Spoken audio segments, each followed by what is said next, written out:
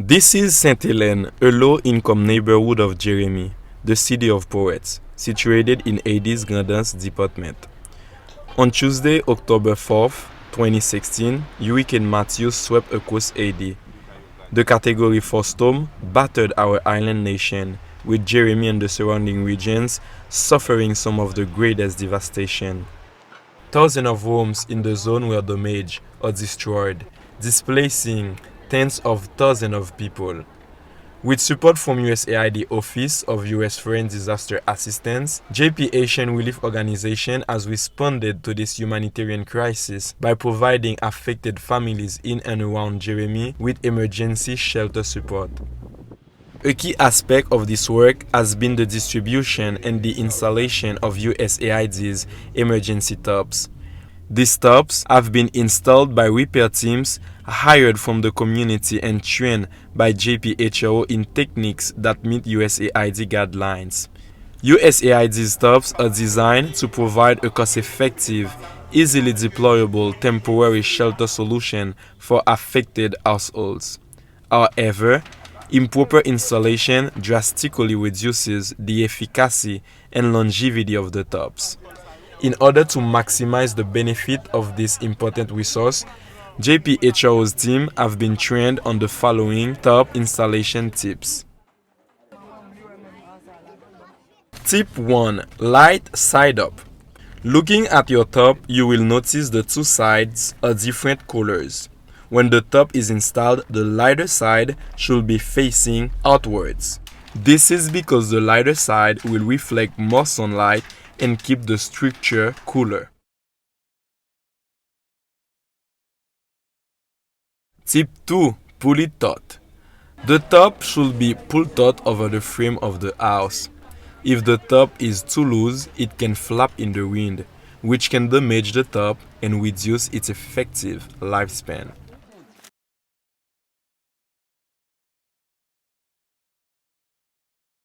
Tip 3. Protect the edges. Shield the top from abrasive edges that can cause tearing, such as those of any remnants of corrugated iron sheeting being used as roofing. This can be accomplished by covering the edge with materials available at hand, such as plastic bottles or cardboard, or by bending the edge of the corrugated iron itself.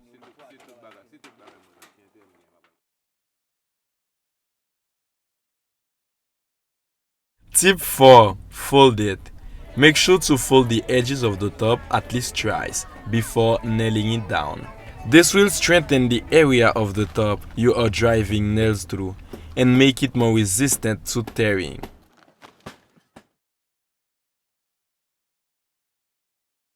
Tip 5. Use a washer. Use a large washer when nailing into a top in order to distribute the pressure from the nail over a wider area. The wider distribution of pressure will help prevent tearing at the site. Washers can be improvised from a number of materials that might be available, such as bottle caps, pieces of plastic, or small pieces of wood. At JPHRO, one of our methods have been to employ the services of a local tire repair shop to produce tens of thousands of washers from recycled tire inner tubes.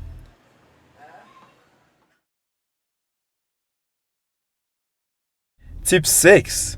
Space nails correctly.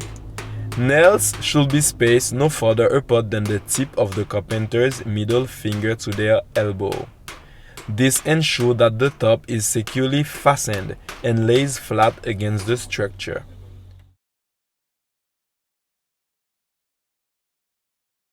Tip 7. Bend the nails.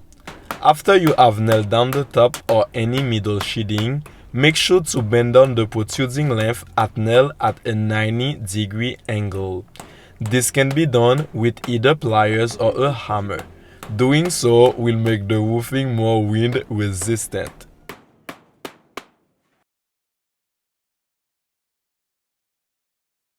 Tip 8. Use wire for reinforcement. Finally, make sure to use wire to tie roof members to the wing beam and the wing beam to the walls. Wrap wire around the joints 8 times and tie it off tightly. This is optimal for reducing the impact of the wind.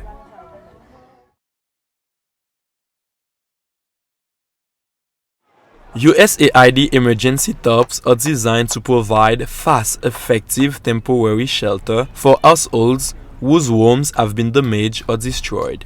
However, improper installation drastically reduces a tarp utility and lifespan.